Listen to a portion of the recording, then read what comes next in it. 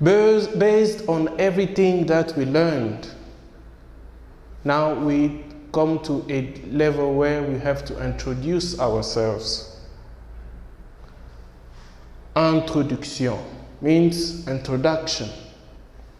We have learned many different verbs, but we are just using some of them here. So, je suis Jonathan. It means I'm Jonathan. You can also say je m'appelle Jonathan. Je suis professeur.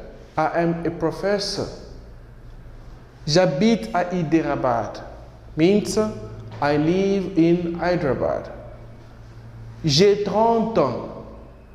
Means I'm 30 years old. Je suis Congolais. I am Congolese. Now it's up to you to change these according to your informations. For example, you can say je suis Kumar, je suis un ingénieur, j'habite à Delhi, j'ai 25 ans, je suis indien. So it's up to you to put your personal informations. Thank you.